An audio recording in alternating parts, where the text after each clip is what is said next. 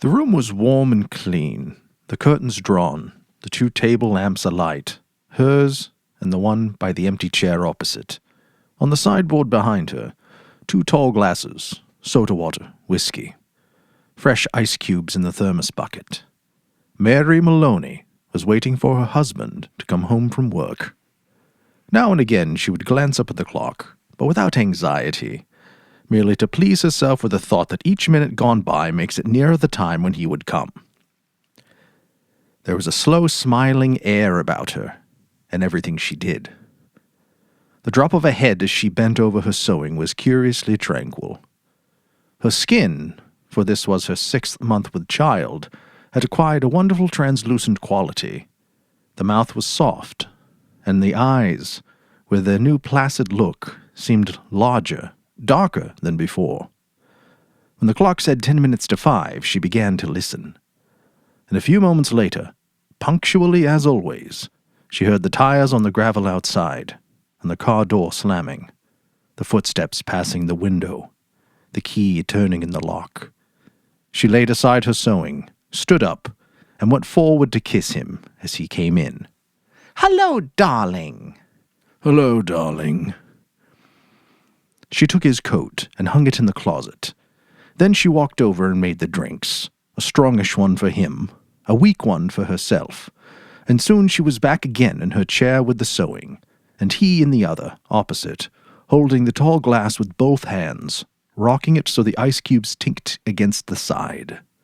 For her, this was always a blissful time of day.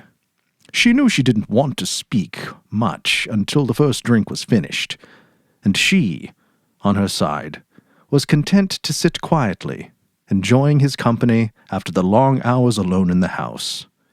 She loved to luxuriate in the presence of this man, and to feel, almost as a sunbather feels the sun, that warm male glow that came out of him to her when they were alone together. She loved him for the way he sat loosely in a chair, for the way he came in a door or moved slowly across the room with long strides.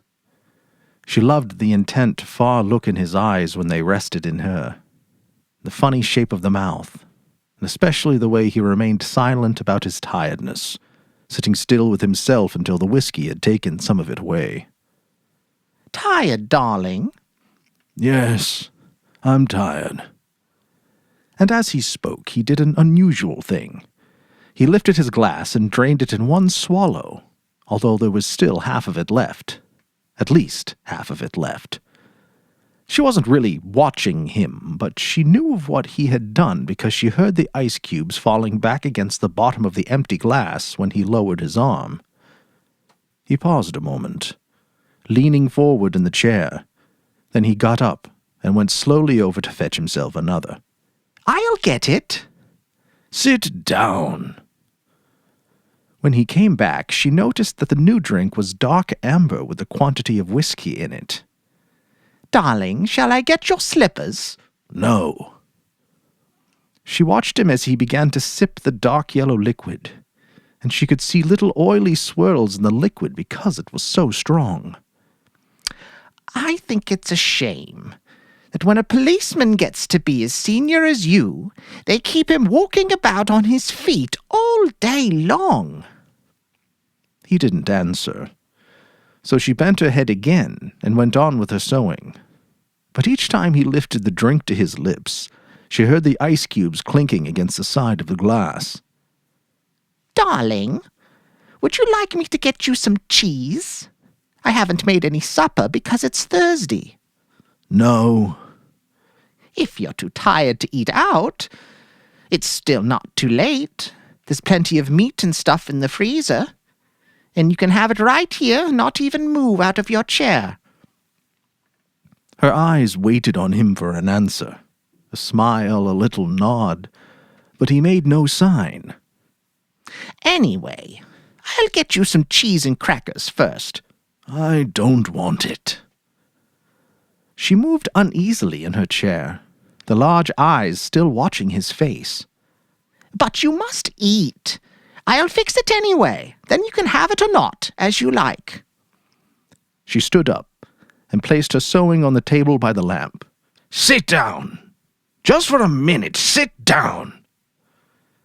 It wasn't until then that she began to get frightened. "Go on! Sit down!" She lowered herself back, slowly, into the chair, watching him all the time with those large, bewildered eyes. He had finished the second drink and was staring down into the glass, frowning. "Listen, I've got something to tell you." "What is it, darling? What's the matter?" He had now become absolutely motionless, and he kept his head down so that the light from the lamp beside him fell across the upper part of his face, leaving the chin and mouth in shadow. She noticed there was a little muscle moving near the corner of his left eye. "This is going to be a bit of a shock to you, I'm afraid. But I've thought about it a good deal, and I've decided the only thing to do is tell you right away. I hope you won't blame me too much." And he told her. It didn't take long, 4 or 5 minutes at most, and she sat very still through it, watching him with a kind of dazed horror as he went further and further away from her with each word. "So there it is. I know it's kind of a bad time to be telling you, but there simply wasn't any other way. Of course, I'll give you money and see you're looked after, but there needn't really be any fuss. I hope not, anyway. Wouldn't be very good for my job." Her first instinct was not to believe any of it, to reject it all. It occurred to her that perhaps he hadn't even spoken, that she herself had imagined the whole thing. Maybe, if she went about her business and acted as though she hadn't been listening, then later, when she sort of woke up again, she might find none of it had ever happened. "I'll get the supper," she managed to whisper, and this time he didn't stop her. When she walked across the room, she could feel her feet touching the floor. She couldn't feel anything at all, except a slight nausea and a desire to vomit. Everything was automatic now. Down the steps to the cellar, the light switch, the deep freeze, the hand inside the cabinet taking hold of the first object it met. She lifted it out and looked at it. It was wrapped in paper, so she shook off the paper and looked again. A leg of lamb. All right, then. They would have lamb for supper. She carried it upstairs, holding the thin bone end of it with both her hands, and as she went through the living room, she saw him standing over by the window with his back to her, and she stopped. "For God's sake, don't make supper for me. I'm going out." At that point, Mary Maloney simply walked up behind him, and without any pause, she swung the big frozen leg of lamb high in the air and brought it down as hard as she could on the back of his head. She might just as well have hit him with a steel club. She stepped back a pace, waiting. And the funny thing was that he remained standing there for at least 4 or 5 seconds, gently swaying. Then he crashed to the carpet. The violence of the crash, the noise, the small table overturning, helped to bring her back out of her shock. She came out slowly, feeling cold and surprised, and she stood for a while, blinking at the body, still holding the ridiculous piece of meat tight with both hands. "All right, so I've killed him." It was extraordinary now, how clear her mind became all of a sudden. She began thinking very fast. As the wife of a detective, she knew quite well what the penalty would be. That was fine. It made no difference to her. In fact, it would be a relief. On the other hand, what about the child? What were the laws about murderers with unborn children? Did they kill both mother and child? Or did they wait until the 10th month? What did they do? Mary Maloney didn't know. And she certainly wasn't prepared to take a chance. She carried the meat into the kitchen, placed it in a pan, turned the oven on high, and shoved it inside. Then she washed her hands and ran upstairs to the bedroom. She sat down before the mirror, tidied her hair, touched up her locks and face. She tried to smile. It came out rather peculiar. She tried again. "Hello, Sam," she said brightly, aloud. The voice sounded peculiar, too. "I want some potatoes, please, Sam. Yes, and I think a can of peas." That was better. Both the smile and the voice were coming out better now. She rehearsed it several more times. Then she ran downstairs, took her coat, went out the back door, down the garden into the street. It wasn't 6 o'clock yet, and the lights were still on in the grocery shop. "Hello, Sam," she said brightly, smiling at the man behind the counter. "Why, good evening, Miss Maloney. How are you?" "I want some potatoes, please, Sam. Yes, and I think a can of peas." The man turned and reached up behind him on the shelf for the peas. "Patrick's decided he's tired. He doesn't want to eat out tonight. We usually go out Thursdays, you know.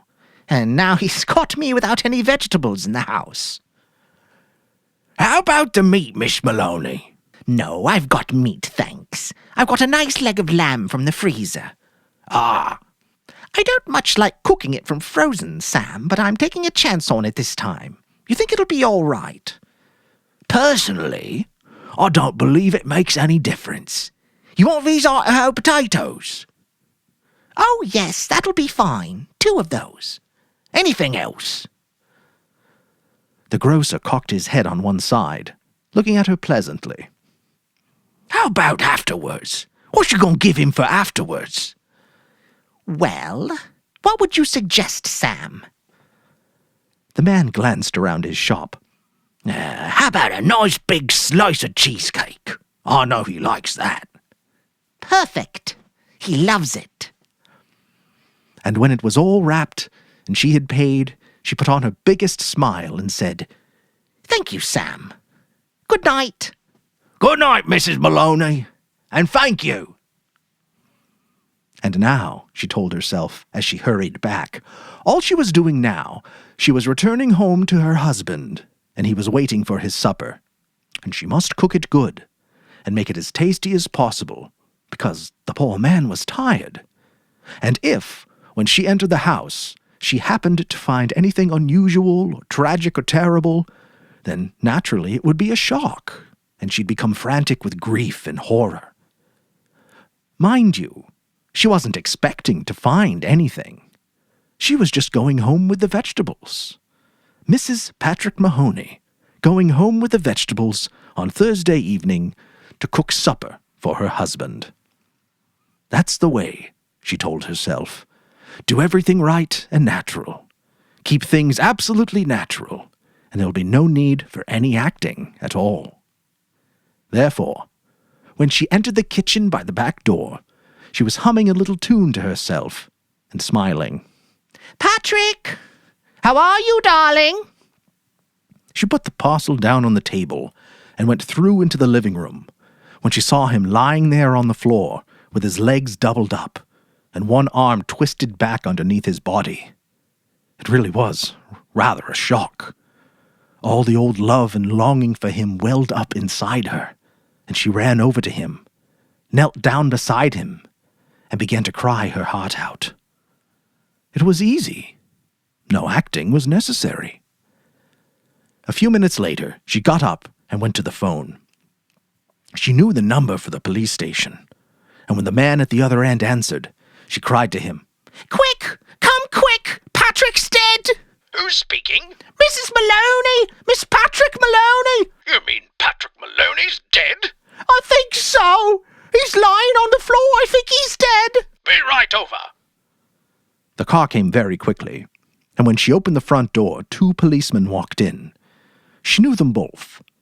She knew nearly all the men at the precinct, and she fell right into a chair, then went over to join the other one, who was called O'Malley, leaning beside the body. "Is he dead?" "I'm afraid he is. What happened?" Briefly, she told her story about going out to the grocer and coming back to find him on the floor. While she was talking, crying and talking, Noonan discovered a small patch of congealed blood on the dead man's head. He showed it to O'Malley, who got up at once and hurried to the phone. Soon, other men began to come into the house.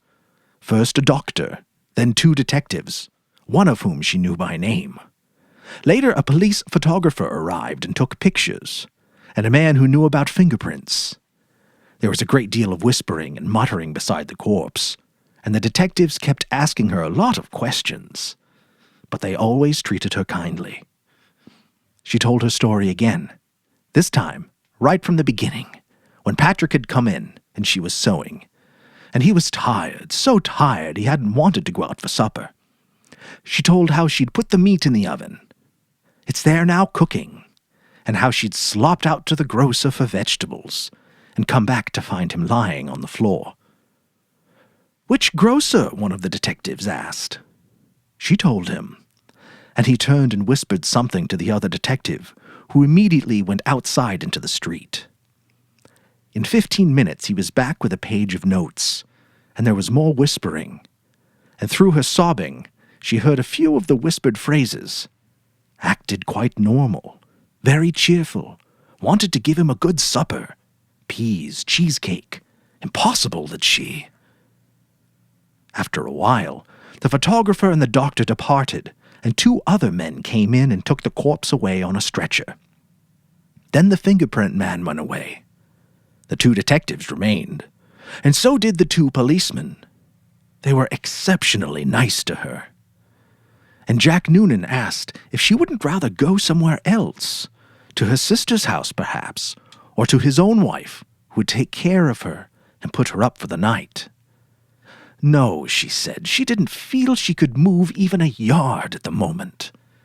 Would they mind awfully if she stayed just where she was until she felt better?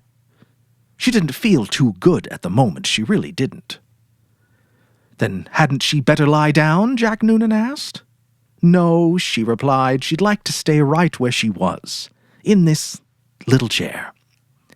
Later, perhaps, when she felt better, she would move. So they left her there while they went about their business, searching the house. Occasionally, one of the detectives asked her another question. Sometimes Jack Noonan spoke at her gently as he passed by. Her husband, he told her, had been killed by a blow on the back of the head, administered with a heavy, blunt instrument, almost certainly a large piece of metal.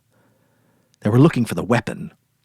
The murderer may have taken it with him, but on the other hand, he may have thrown it away or hidden it somewhere on the premises. It's the old story. Get the weapon and you've got the man. Later, one of the detectives came up and sat beside her. Did she know, he asked, of anything in the house that could have been used as the weapon? Would she mind having a look around to see if anything was missing? A very big spanner, for example, or a heavy metal vase. They didn't have any heavy metal vases, she said, or a big spanner. She didn't think they had a big spanner, but there might be something like that in the garage. The search went on. She knew that there were other policemen in the garden and all around the house. She could hear their footsteps on the gravel outside, and sometimes she saw a flash of a torch through a chink in the curtain. It began to get late, nearly 9, she noticed, by the clock on the mantel. The 4 men searching the room seemed to be growing weary, a trifle exacerbated. Jack, would you mind giving me a drink? Sure, I'll give you a drink. You mean this whiskey? Yes, please, but just a small one.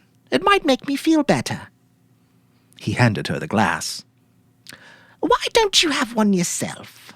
You must be awfully tired. Please do. You've been very good to me. Well, it's not strictly allowed, but I might take just a drop to keep me going.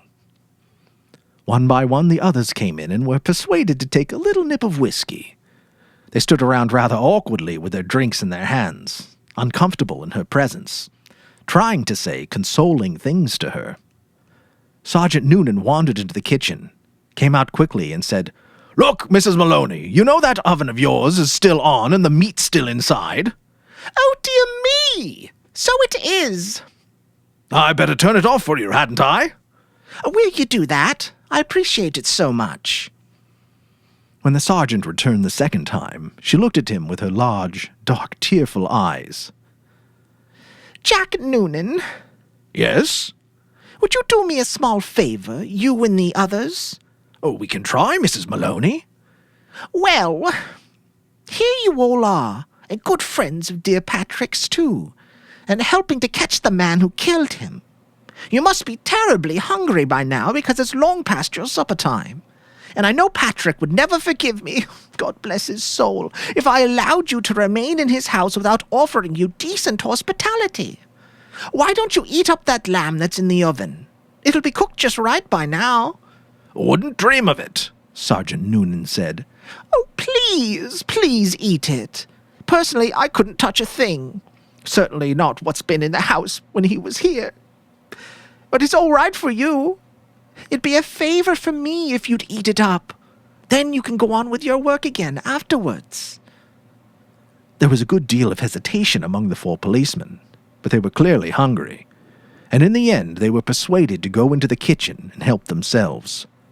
The woman stayed where she was, listening to them, speaking amongst themselves, their voices thick and sloppy because their mouths were full of meat. Have some more, Charlie. No, better not finish it. She wants us to finish it. She said so. Be doing her a favor. Okay, then, give me some more. That's a hell of a big club the guy must have used to hit poor Patrick. Doc says his skull was smashed all to pieces, just like from a sledgehammer.